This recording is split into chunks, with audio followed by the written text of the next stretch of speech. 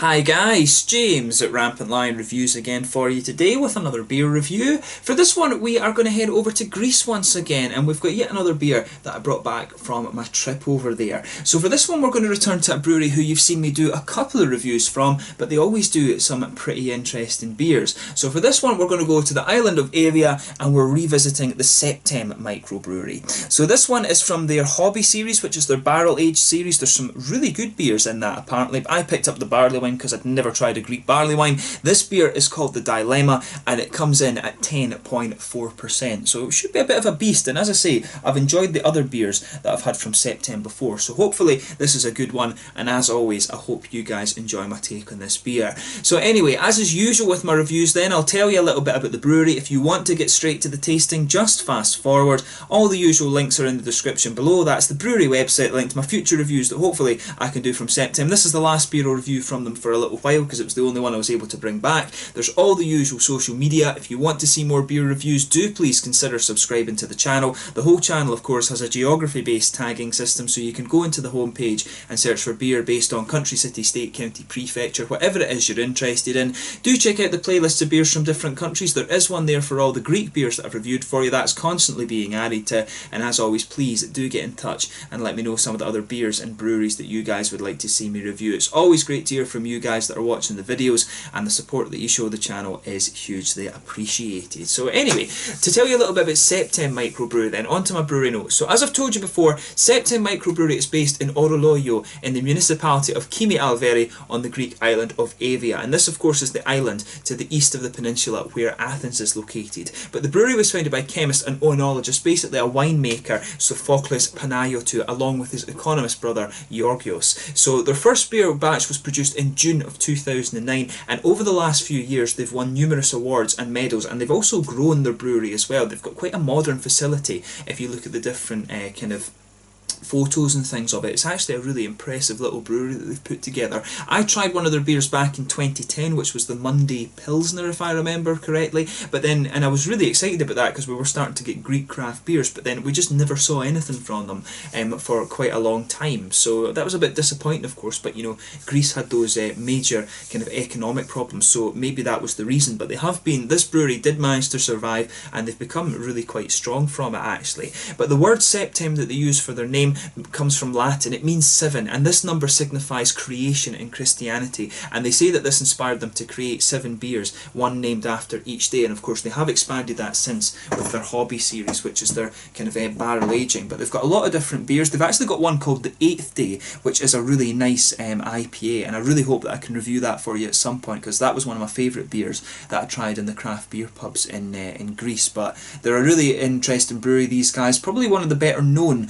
Greek craft breweries as well. But the Greek craft beer scene is very, very strong from what I found. There's some really great beers being produced over there, and Septem of course are one of the kind of first guys that really got into that. So it's good to see that they're still going. The motto of the brewery is that every day has a unique taste, and you know, the original series is now called the Everyday series. They've got the hobby series as well, and I think they are producing various kind of collaborations and one-off beers as well. But hopefully I can review a few more of those. I've heard very good things about the beers in the barrel aged series as well, and yeah, so I mean that's all you really need to know about the brewery. Started by a winemaker, as a number of the beers in beer breweries in Greece have been, and that's always the thing you find with these countries. The countries that tend to be very good at winemaking, when they try beer they tend to do it pretty well as well, and Greece is no exception to that. So yeah, if you want to read a little bit more about the brewery, the website's in the video description below, and you can follow them on Facebook and things like that as well. Be careful with this one though, because there are 2 Facebook pages. One is an old one that hasn't been updated in years,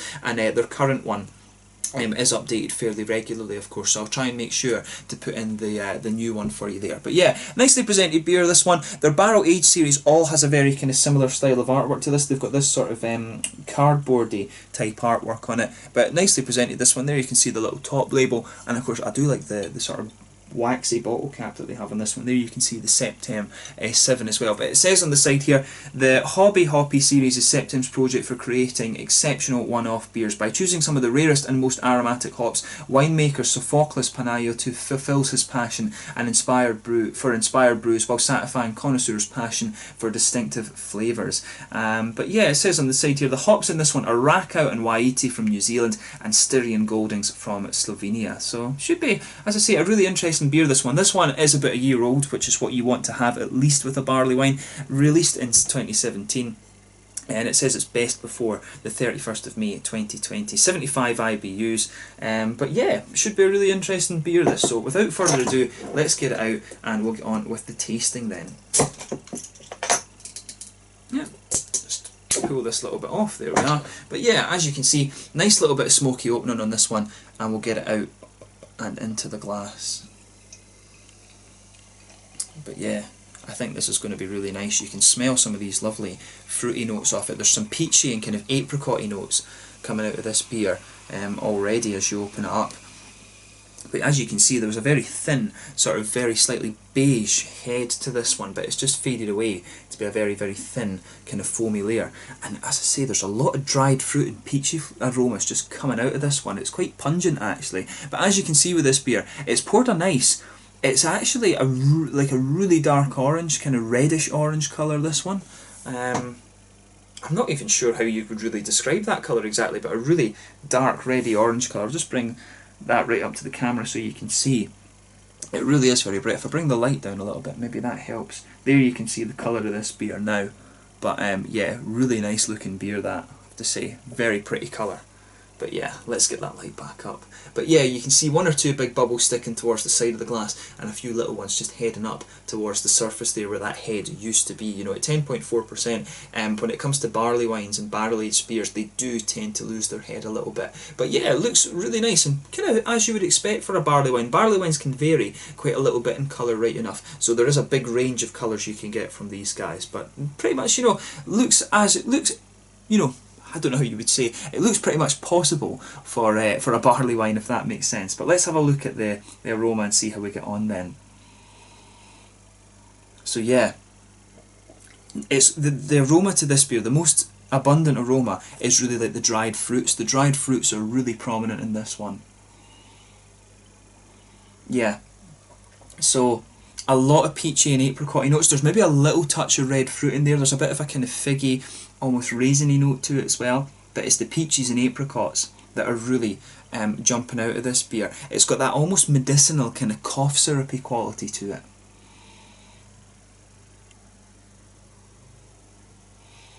Yeah, really medicinally cough syrupy note. A lot of caramel in there. It's quite a syrupy caramel actually. You can smell a little bit of a bready note underneath, but that's not too prominent. It's really all about the kind of caramelly malts. There's maybe just a little hint of an earthy, sort of grassy note in there as well. A little bit of a noble quality. You know, the Styrian Golding, it is quite similar in characteristics to the German noble hops, and you do get a little bit of that coming out of this beer too. But mainly, it's a nice big sort of medicinal, kind of peachy, apricot-y, dried fruit sort of note that you get from this. There's a little bit of red fruit, like I said. But it pretty much smells like it doesn't smell too far away from some of the Belgian Brune beers or something like that I've had. It's got that sort of same medicinal, kind of slightly herbal quality to it. So just take a little bit of time and enjoy the aroma of the beer before you get stuck into it. But I think this is going to be a really quite interesting one. So this is the Dilemma, the barley wine from the Hobby series, the barrel aged series from Septem Microbrewery in Evia in Greece. So let's get stuck into this beer, my first ever Greek barley wine. Let's get stuck in. Slanja School Yamas.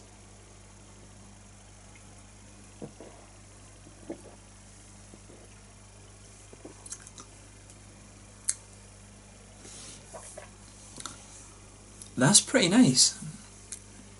It's quite different from any other barley wine that I've had before, but I will say it's a nice beer, and that's what you want. As I was picking up from the aroma, it's got that nice sort of cough syrupy type medicinal quality to it, which is really nice.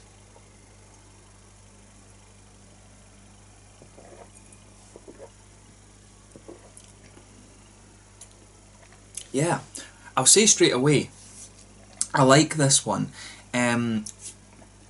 there's a lot of stuff going on in it. I mean, you can feel with this beer, as you go, we'll start with the malty side as we always do. You can feel a little bit of that sort of pale malty character, that blankets the middle of your palate, but on top of that, you start to get the big, boozy, caramelly qualities out of this one. There is a lot. There is a good bit of alcohol warmth to this beer, I will say that.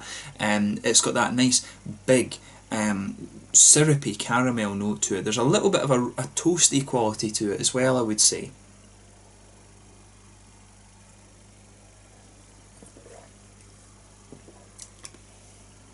Yeah, right in the middle of the palate, it's big and syrupy, but as you move further out towards the sides of the tongue, there's a little bit of a sweeter caramel, a little bit of a kind of biscuity note coming out of it as well, and then in the back corners of the palate you do get a little hint of that earthiness, which I'm sure is coming from the Styrian Goldings. It's quite a sweet earthiness, and there's a little bit of that herbal quality that I was talking about, and the sort of herbal earthiness, that kind of spreads as you go forward towards the front of the palate. This beer, I'll say, it's not one of the more complex barley wines that I've had, but it does what it wants to do really quite well. It's got that big cough syrupy medicinal quality to it. That's I was picking that up in the aroma, and the flavour very much kind of follows in that regard as well.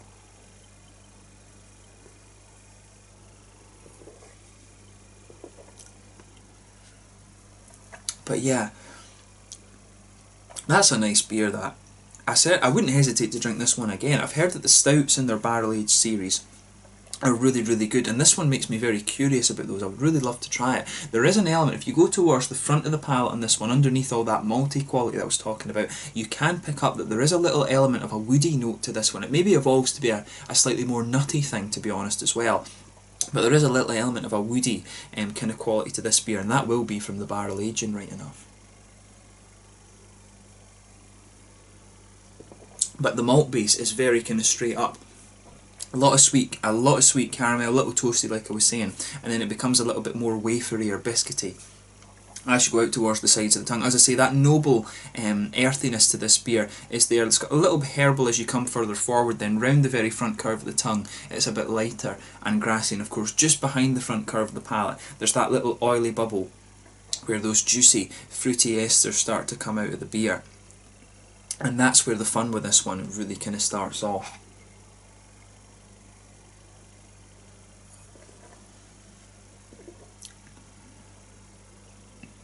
Yeah, so this one, it's kind of, as I was saying, you've got a lot of a kind of peachy quality, and that'll be both from the Rakow and from the Waiiti. It's quite a cool idea actually to use the New Zealand hops in the barley wine, but you can really feel that nice peachy dried fruit quality to this one. There's definitely apricots in there. The apricots come out a little bit more as you move further into the aftertaste, but it's got a good bit of peachy sharpness early on.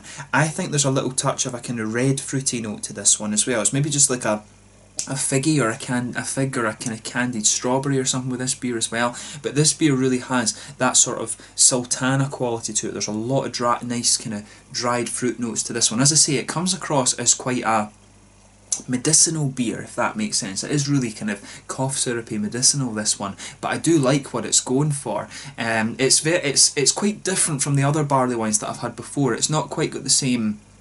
The caramel quality is a little bit different. It's not quite got the red fruity notes that you expect. I think in terms of style, to be honest, this one maybe fits a little bit more into the category of English barley wine rather than the American ones. I've always found the American ones are a little bit more prominent and a little bit sweeter with their caramel notes, whereas the English ones, they're a little bit more bready. This beer does have a little bit of a bready quality to it, and they're not. The English ones don't quite have the red fruits. This one has a slightly more kind of, as I say, the English ones I've always thought have had a more medicinal quality. So in terms of style, personally, I would associate this one a little bit more with the English barley wines. But for me, it is pretty nice. I wouldn't hesitate to drink it again. More than anything, it makes me curious about the other beers that they have in that barrel aged series, because this is quite different from a lot of the other barley wines that I've had, and it's a style that I really quite enjoy. Actually, I don't get to try all that many of them. But as I say, it's one that I definitely enjoy. So yeah, it's an interesting beer that if you get the chance to try this one, have a go at it. I like the fact that it's got the New Zealand hops in it. That's quite unique, unless of course you're getting barley wines from New Zealand or maybe Australia as well. But a really interesting beer, this one, and I'm glad that I was able to try it. In terms of the mouthfeel then, definitely full-bodied. Carbonation's very smooth on this one. You could see that when we poured it earlier on. Big oily mouthfeel more than anything. The malt base is quite sweet. There's a big sort of medicinal quality to this one.